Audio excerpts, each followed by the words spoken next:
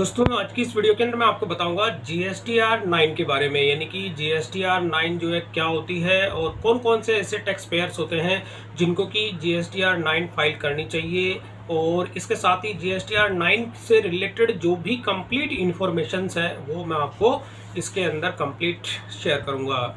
तो यहाँ पर आप देखेंगे जीएसटी का पोर्टल मैंने लॉगिन किया हुआ है और इसमें आपको GSTR 9 फाइल करने के लिए यहाँ पर आप सर्विसेज पे क्लिक करेंगे और सर्विसेज पे क्लिक करने पर यहाँ पे होता है रिटर्न्स, और रिटर्न्स के अंदर आपको यहाँ पे देखने को मिलता है एनुअल रिटर्न।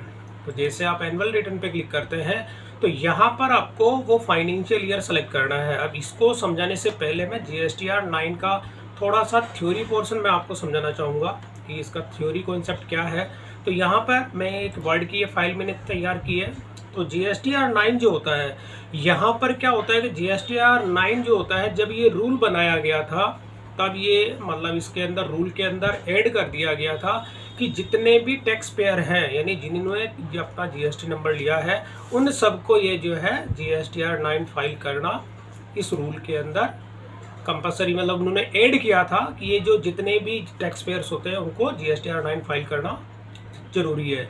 लेकिन फिर बाद में क्या हुआ कि उसमें अमेंडमेंट किया गया। अमेंडमेंट का मतलब ये होता है कि उन्होंने अमेंडमेंट किया टर्नओवर के बेस पे, मतलब टर्नओवर का जो उन्होंने क्राइटेरिया दिया था कि जितने भी टैक्स पेयर हैं जिनका एग्रीगेट टर्नओवर जो होता है अगर 2 करोड़ तक का होता है, तो 2 करोड़ तक का होता है तो उन लोगों के लिए जो होता है यहाँ पर वॉलेंट्री है। वॉलेंट्री का मतलब ये होता है कि जितने भी टैक्स पेयर हैं जिनका टर्नओवर अगर 2 करोड़ तक का है, यानी 0 से लेके 2 करोड़, तो उन सब के लिए क्या होता है कि यहाँ पर वॉलेंट्री रखा गया है। यानी फाइल जो होता है वॉलेंट्री का मतलब होता है अगर वो अपनी इच्छा से GSTR 9 फाइल करना चाहते हैं तो कर सकते हैं, अदरवाइज उनके लिए वो कंपलसरी नहीं है ना, मैंडेटरी नहीं है।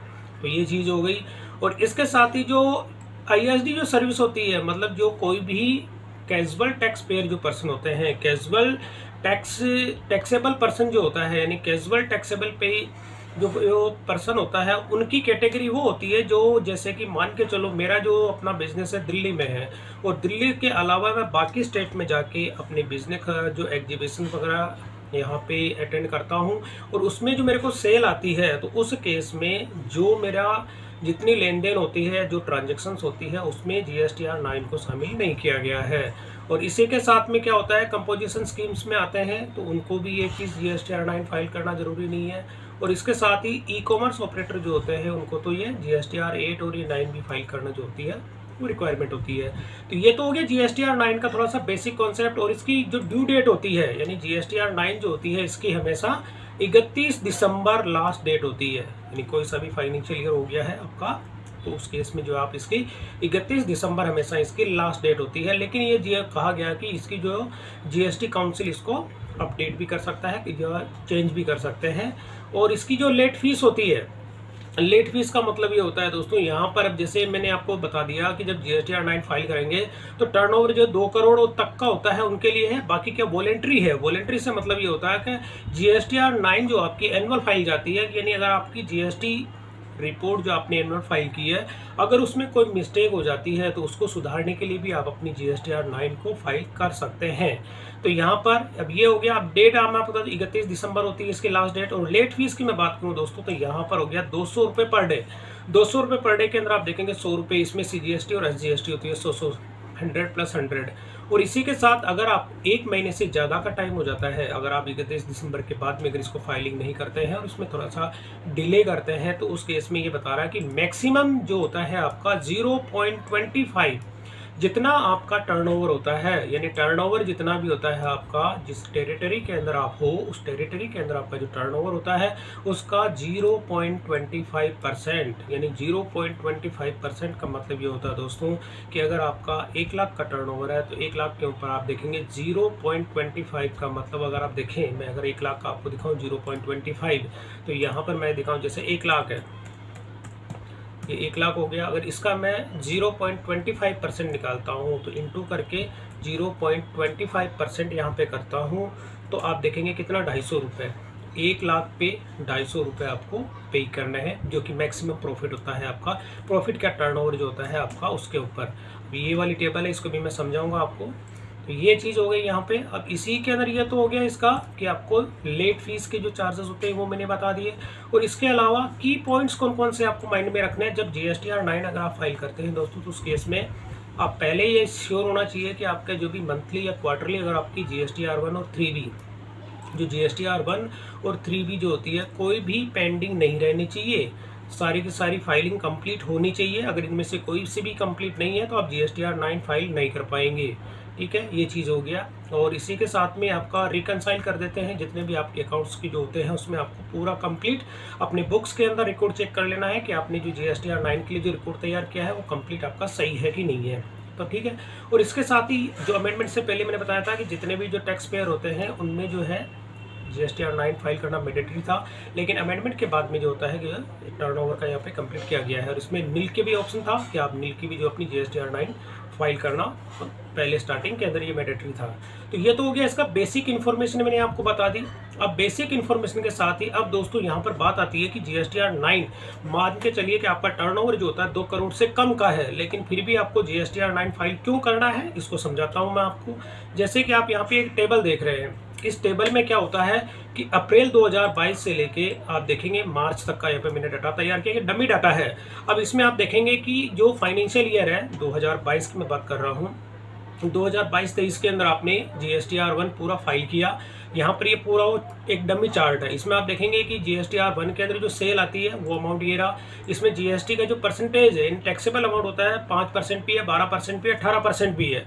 और इसमें CGST, SGST, IGST अमाउंट भी यहाँ लिखा है। और टोटल आपका यहाँ पे टैक्स अमाउंट यहाँ पे देखने को मिलता है। तो ये टैक्स अमाउंट है। तो अब यहाँ पर आपने क्या किया, अप्रैल से लेके मार्च तक जो आपने फाइल किया है डाटा पूरा कंप्लीट, ये वाले चार्ट आपका है। लेकिन आपको ये बाद में जब आपने अपनी रिकॉर्ड को चेक किया या आपने रिकनसाइल किया तो आपको लगा कि जैसे कि यहाँ पर कुछ ऐसे महीने जिसके अंदर आपकी गलत GSTR 1 आपकी फाइल हो गई है। तो उस केस में यहाँ पर आप देखेंगे कि यहाँ पे सबसे पहले जो मैंने हाईलाइट कर रखे हैं, यहाँ पर आप देखेंगे कि अप्रैल और मई, तो अप्रैल और मई के अंदर यहाँ पे GSTR 1 के अंदर 1 लाख और 2 लाख की सेल हुई है। अब इस केस में क्या मैंने यहाँ पे 70,000 और 1.5 लाख की हुई है।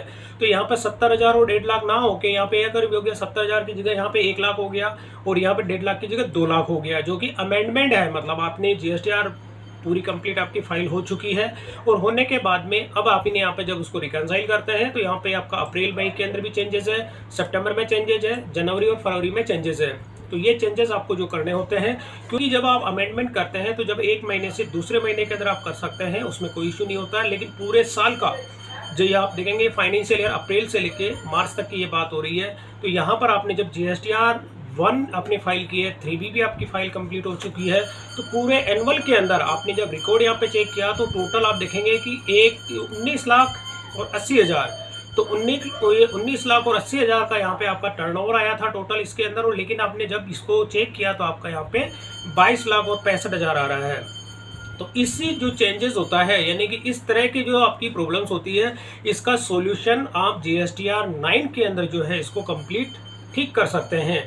तो ठीक करने का क्या प्रोसेस होता है, सबसे पहले मैं आपको वो बता देता हूँ। और यहाँ पर आप देखेंगे कि जो मैंने लेट फीस आपको बताई थी, लेट फीस के अंदर यहाँ पे मैंने बताया था कि जो आपका या पर डे के हिसाब से होता है, ये 100 रुपये लगते हैं। अगर आपका एक महीने से ज़्यादा हो जाता है, जैसे आपके 30 डेज से अबव हो जाते हैं, तो आपका ये फिर टर्नओवर जो वाला चार्जेस होता है ये एप्लीकेबल हो जाता है।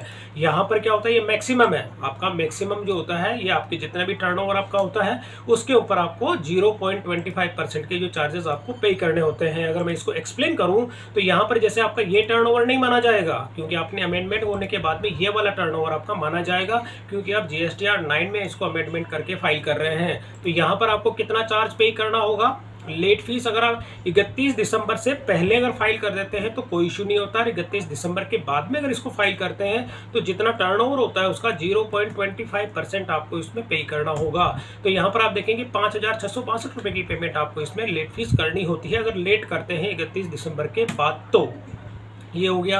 अब इसमें मैं आपको बता देता हूँ कि पोर्टल पे मैं आ जाता हूँ वापस। अब यहाँ पर क्या होता है, जैसे 22-23 है, अगर 22-23 को अभी आप सर्च करेंगे अपने GST पोर्टल में तो यहाँ पे आएगा कि नो फॉर्म प्रोवाइडेड यूजर जो होती है इसके अंदर आपको भी 22-23 का डाटा इसमें नहीं मिलेगा, क्योंकि 22-23 का डाटा अभी इसके जो फाइनेंशियल ईयर होता है 23-24 उसका नहीं मिलेगा। और ये फाइनेंशियल इसका डाटा आपको मिलेगा अक्टूबर के अंदर, यानी सितंबर के अंदर 1 सितंबर को अगर आप चेक करेंगे तो ये वाला डाटा आपको मिल जाएगा GSTR 9 के अंदर। लेकिन अभी 22-23 का अगर मैं चेक करता हूँ, जैसे 22-23 का, और मैंने सर्च किया तो वो डाटा आपको यहाँ पे देखने को मिलेगा। यहाँ पर आप देखेंगे कि ये वाला पूरा डाटा इसमें देखने को मिलेगा। और यहाँ पर आप देखेंगे कि कुछ गाइडलाइन होती है इसके अंदर कि आपको अगर नील की फाइल करनी होती है तो नील की फाइल करने के लिए उन्होंने यहाँ पे स्टेप्स दी गई है। और इसी के साथ में GSTR 9 जो है फाइल करने के लिए अगर आप ऑफलाइन भी टूल यूज़ करना चाहते हैं तो वो ऑफलाइन भी इसमें टूल यूज़ कर सकते हैं। और यहाँ पर सारी चीज़ें जो हो जाती है, अब इसमें जो GSTR 9 अगर आप फाइल करते हैं दोस्तों, तो पहले इस चीज़ का श्योर हो जाए कि जितने भी आपके GSTR 1 और GSTR 3 भी जो होती है उस फाइनेंशियल ईयर की कंप्लीट होनी चाहिए। किसी के अंदर भी कोई भी ऐसा ना हो कि किसी मंथ की आपकी पेंडिंग हो तो आप GSTR 9 जो है वो फाइल नहीं कर पाएंगे। तो यहाँ पर हो गया। और इसी के साथ में एक बार ये जो 2 पॉइंट है थोड़ा सा मेन पॉइंट होते हैं, एक और दो, इन्होंने साफ साफ जब भी आप GSTR 9 की टेबल को देखते हैं तो एक टेबल ये मैं एक पॉइंट तो ये लिखा हुआ कि annual return form GSTR 9 can not be revised का मतलब ये होता है कि अगर आपने एक बार GSTR 9 को फाइल कर दिया तो इसको दोबारा आप कभी भी रिवाइज नहीं कर पाएंगे। पहला पॉइंट ये है, इंपॉर्टेंट है।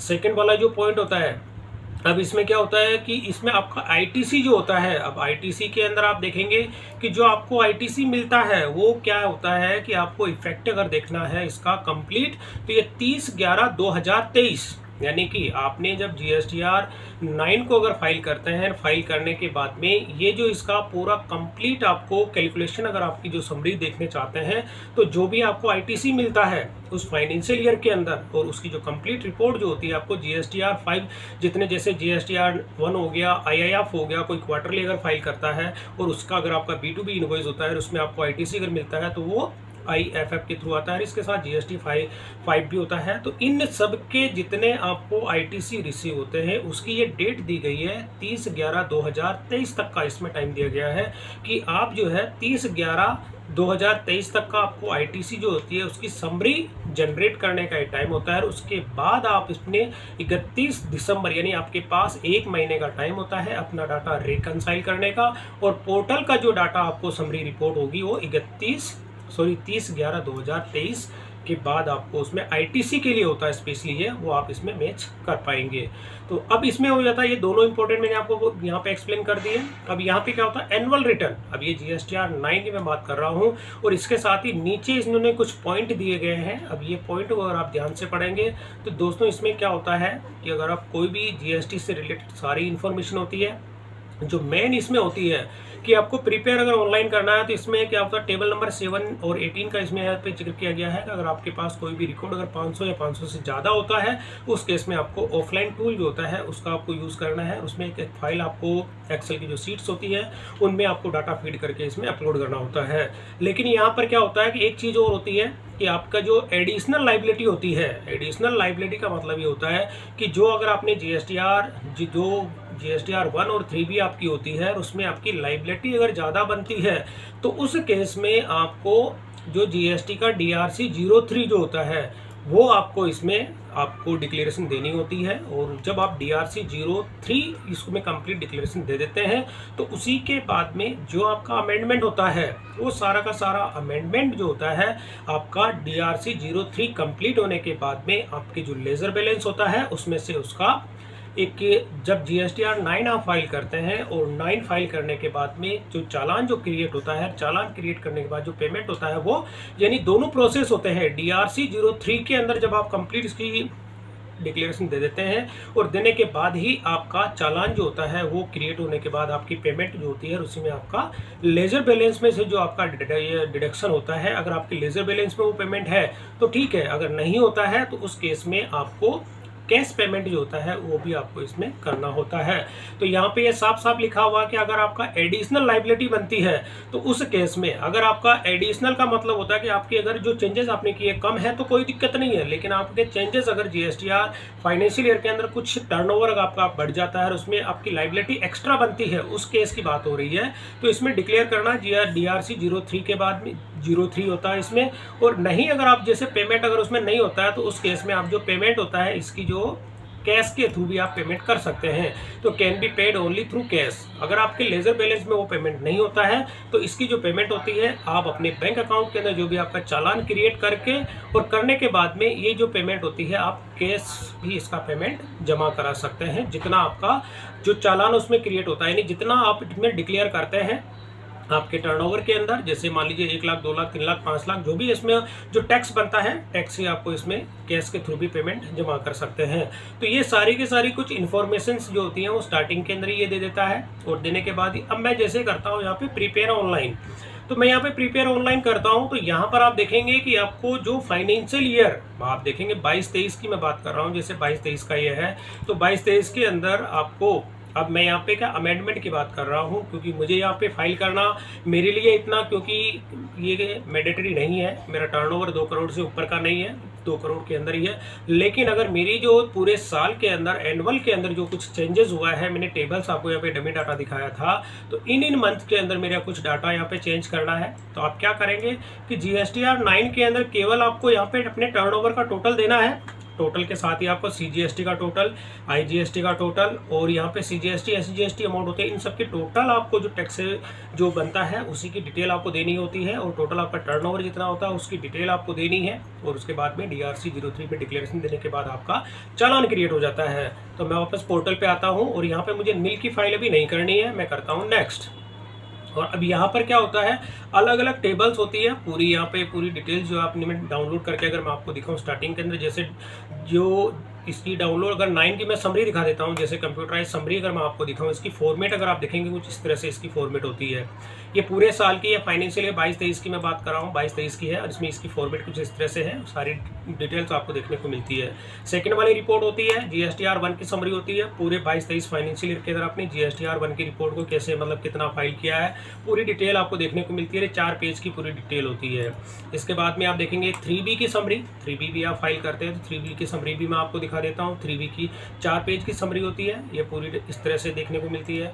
बाकी और भी है डाउनलोड टेबल का 8A का अगर डिटेल जो होती है वो भी आप देखना चाहते हैं, 8A की फॉर्मेट भी मैं दिखा देता हूँ। 8A की फॉर्मेट आप किस तरह से है, क्योंकि यहाँ पे थोड़ा सा आपको ये फोल्डर मिलता है। अभी मैं आपको अगर फोल्डर इसमें अनजिप करके दिखा देता हूँ, ये जिसमें फोल्डर जो जिप फाइल है उसमें एक्सेल की एक सीट मिलती है। अब इस सीट के अंदर पूरा डाटा आपको मिलता है, जो यहाँ पे आप B2B इनवॉइस आपके कितने थे, B2B credit note, debit note, ये सारी पूरी डिटेल जो होती है आपको इस तरह से देखने को मिलती है। स्टार्टिंग के अंदर पूरी इंडेक्स आपको मिल जाती है, इसकी क्या हेल्पलाइन है और मतलब ये यहाँ पे B2B इनवॉइस कितने थे वो सारी चीज़, और इसके बाद क्रेडिट नोट कितने थे वो सारी डिटेल आपको इसके अंदर देखने को मिल जाती है। तो ये मैंने अलग अलग जो इसकी समरी होती है वो पूरी दिखा दी। अब यहाँ पर इसमें आपको टेबल्स भी मिलती है। टेबल्स का मतलब ये होता है जो आपने टेबल नंबर 4 और यहाँ पे टेबल नंबर 5 भी होती है, लेकिन यहाँ पर मैं आपको केवल ये दिखाऊंगा टेबल नंबर 4 जो होती है, अभी इसी के अंदर दिखाऊंगा। बाकी और भी इसमें टेबल्स होती हैं, बाकी इनका मैं अभी नहीं दिखा रहा। ये देखें 17 और 18 HSN वाइज अगर आपका कोई ऑफलाइन होता है तो उस केस में आप यहाँ पे पूरी डिटेल जो होती है अमेंडमेंट भी दे सकते हैं। लेकिन मैं यहाँ पे बात करता हूँ टेबल नंबर 4 जो है ये, इसी के अंदर आपका पूरा जितना आपका जो फाइनेंशियल ईयर मैं आपको बता रहा हूँ, यहाँ पे आप फाइनेंशियल ईयर 22-23 की मैं बात कर रहा हूँ, तो यहाँ पे जितना भी आपने जो टैक्सेबल अमाउंट आपका था वो यहाँ पे आ गया। B2B इनवॉइस आपके कितने थे, और यहाँ पे आप देखेंगे IGST, CGST और SGST ये वाले अमाउंट होते हैं, इसको आप चेंज भी कर सकते हैं। लेकिन इसमें आप देखेंगे कि टॉप के अंदर एक नोट दिया गया है, नोट के अंदर आप ये देखेंगे साफ साफ लिखा हुआ कि अगर आपका जो अमेंडमेंट होता है अगर ये 20% से अबव जाता है, यानी 0 से लेके 20% में कोई दिक्कत नहीं है, लेकिन 20% से अगर जैसे ही ऊपर चला जाता है तो ये आपकी जो टेबल होती है ये GST पोर्टल पे रेड कलर से जो है हाईलाइट हो जाएगी। साफ साफ इन्होंने लिखा है कि ये हाईलाइट हो जाएगी रेड कलर में। और अगर आपका ये 20% से जो इसमें हाई होता है, मोर और लेस, आप देखेंगे मोर और लेस का मतलब ये होता है कि अगर आपका इससे ज़्यादा होता है या कम होता है। अगर आपका इसमें जो अब यहाँ पे क्या होता है कि अगर आपने कम कर दिया, कम करने के केस में क्या होता है कि या तो 20% के अंदर ही आप रखेंगे, 20% से कम हो गया तो भी हाईलाइट हो जाएगा, और 20% से ज़्यादा हो गया तो भी हाईलाइट हो जाएगा। अगर इसको मैं आपको समझाने का मतलब ये होता है दोस्तों, यहाँ पर आप देखेंगे अभी आपका टर्नओवर कितना है, आपने यहाँ पे जो फाइल किया था उसमें मान के चलो 19,80,000 है। अगर मैं इसमें 20% निकालता हूँ, यहाँ पे इसका मैंने 20% निकाला, इंटू करके मैंने 20% निकाला यहाँ पे, तो यहाँ तक आप देखेंगे कि अगर आपका टर्नओवर की जो लिमिट होती है 3,96,000, अगर आपका जो चेंजेस होते हैं 3,96,000 रुपए तक होते हैं, यानी अप्रोक्स आप मान के चलिए कि 4 लाख से अगर कम होता है तो आपको हाईलाइट नहीं होगा। अगर ये 20% से कम हो जाता है, यानी अगर आप इसको घटा देते हैं, यानी आपने अगर कोई चेंजेस किया बढ़ा देते हैं, कोई इशू नहीं है, लेकिन 20% का जो आपका दायरा होता है उस दायरे में ये रेड यहाँ पे हाईलाइट नहीं होगा। और अगर ये बढ़ गया, अब जैसे आप देखेंगे कि ये वाला जो अभी यहाँ पे आया कि टोटल जितना टर्नओवर था इसका 20%, अब ये इसका अगर मैं 20% निकालूं जो अमेंडमेंट होने के बाद में, तो यहाँ पर आप देखेंगे इसका 20% अगर मैं निकालता हूँ तो अप्रोक्स कितना 4,53,000, जबकि इसका 20% कितना हो गया 3,96,000। तो ये जो टर्नओवर था इसका कितना परसेंटेज हो गया, आप देखेंगे कि ये 20 से 30% हो गया। अगर मैं इसका जैसे 30% अगर निकालता हूँ, ये वाला जो टर्नओवर था, क्योंकि इसे वो टेली करते हैं, 30% अगर मैंने निकाल दिया तो अप्रोक्स कितना 5 लाख हो गया, तो 25% हो गया इसका। अगर मैं 25% यहाँ पे कर देता हूँ तो अप्रोक्स आप मान के चलेंगे कि इसका है 25% है। तो मोटा मोटी आप देखेंगे कि 20% से ऊपर का ही है, तो मतलब इसमें 20% से ऊपर का ये टर्नओवर है। तो इस केस में क्या होगा, ये वाली जो टेबल होगी, अब यहाँ पर आपको क्या करना होता है कि ये जो टैक्स आपका अमाउंट होता है, यहाँ पे आपको ये वाला अमाउंट देना है। टोटल आपकी टर्नओवर जो होती है ये अमाउंट आपको यहाँ पे डालना है, और जो आपका IGST अमाउंट होता है, IGST के अंदर ये वाला अमाउंट आपको डालना है। और यहाँ पे आप देखेंगे सेंट्रल टैक्स के अंदर कितना है, ये जो CGST होता है यहाँ पर आपको ये वाला अमाउंट डालना है। और SGST के अंदर कितना होता है, SGST अमाउंट आपका ये होता है, ये वाला यहाँ पे आपको एंटर करना है। और इसके बाद आपको इसको सेव कर देना है। तो सेव करने के बाद में क्या होता है, आप इसको, ये तो एक प्रोसेस है, यानी कि अभी मैं सेव नहीं कर रहा हूं क्योंकि मेरे को इसकी जरूरत नहीं है। लेकिन दोस्तों अगर आपका GSTR 9 जो होता है एनुअल रिटर्न, अगर आपने जो थोड़ा सा अगर मिस्टेक हो जाती है जब आप नया अपना बिजनेस स्टार्ट करते हैं, तो उस केस में क्या होता है, रिपोर्ट जो होती है अगर आपने कंप्लीट आपको प्रॉपर वे से रिपोर्ट जनरेट नहीं होती है तो उस केस में आपकी रिपोर्ट गलत हो जाती है। और कंटिन्यू आप एक ही चीज़ को बार बार अगर गलती रिपीट होती होती है, जब आपका पूरे फाइनेंशियल में आपकी फाइलिंग हो जाती है GSTR 1 और 3B, तो लास्ट में जब आपको पता चलता है, पता चलने के बाद में जब आप अपने उसको रिकॉर्ड को चेक करते हैं तो वो गलतियां अगर पाई जाती है तो इस गलती को आप चेक कर सकते हैं। और चेक करने के साथ ही आपको पूरा एक टाइम दिया जाता है कि 6 महीने का टाइम होता है इसमें। 6 महीने से मतलब अगर मैं एक्सप्लेन करूँ, फाइनेंशियल ईयर जो होता है अगर आपका मार्च में ख़त्म हो जाता है, और मार्च से लेके फिर आप देखेंगे दिसंबर तक का इसमें टाइम दिया जाता है। अगर मैं जैसे आप बैक आपको जाके दिखा देता हूँ, तो डेट की अगर मैं बात करूँ, जैसे मैं बैक जाता हूँ वापस, और यहाँ पे आपको डेट स्टार्टिंग के अंदर ही देखने को मिलती है। तो वो डेट क्या होती है, जैसे मैं 22-23 की बात कर रहा हूँ यहाँ पे, और यहाँ पे मैंने सर्च किया तो यहाँ पे आप देखेंगे कितनी है, DRC 9C, मतलब सॉरी यहाँ पे GSTR 9C जो होता है, आप 9 फाइल करने के बाद में आपको 9CB जो होता है ये आपको रिकनसाइल करने के लिए होता है। और ये जो फाइल करते हैं इसके आप देखेंगे 31/12 है। पहले आपको GSTR 9 के अंदर डाटा फीड करना है, फाइल और फीड करने के बाद में आपको GSTR 9C जो होती है उसमें रिकनसाइल होता है। रिकनसाइल होने के बाद में फिर आपको DRC 03 जो होता है उसमें आपका डिक्लेरेशन देनी होती है, क्योंकि आप अपनी वॉलेंट्री आप ये फाइल कर रहे हैं, क्योंकि आपका टर्नओवर 2 करोड़ से कम का है। और लेकिन फिर भी आप वॉलेंट्री अगर इसको फाइल कर रहे हैं, उसकी वजह क्या है कि आपने जो डाटा आपका था इसमें वो चेंजेस आपने इसमें किए हैं। आपकी जो GSTR 1 और 3 भी पूरे एनुअल के अंदर जो फाइल हुई थी वो गलती से जो या गलत फाइल हो गई थी, उसी को आप इसमें चेंजेस करना चाहते हैं। तो वो डिटेल्स आप करने के बाद में यहाँ पर उसमें GSTR 9C के अंदर रिकनसाइल करने के बाद में आप इसको कंप्लीट प्रोसेस को फॉलो कर सकते हैं। तो इस तरह से दोस्तों जो भी आपका GSTR जो एनुअल रिटर्न होती है, यानी उसमें आपकी कोई गलती हो जाती है तो इसका सुधारने का एक ये मौका होता है। और यहाँ पे आप देखेंगे 31 दिसंबर 2023 इसकी लास्ट डेट थी, और फाइनेंशियल ईयर 22-23 की मैं बात कर रहा हूँ, क्योंकि 23-24 का जो डाटा है वो आपको सितंबर के बाद देखने को मिलेगा। और उसकी भी डेट जो होती है ये 31 दिसंबर 2024 हो जाएगी। जो फाइनेंशियल अगर 22-23 है, 23-24 जो है उसमें अगर डाटा आपकी कोई भी मिस्टेक हो जाती है तो उसको भी आप इसमें 31 दिसंबर 2024 तक उसको कंप्लीट आप अमेंडमेंट कर सकते हैं। और फाइलिंग के बाद में जो भी मिस्टेक्स आपसे होती है वो आप इसके थ्रू अपने GSTR 9 के थ्रू जो होते हैं उसको कंप्लीट या करेक्शन आप कर सकते हैं।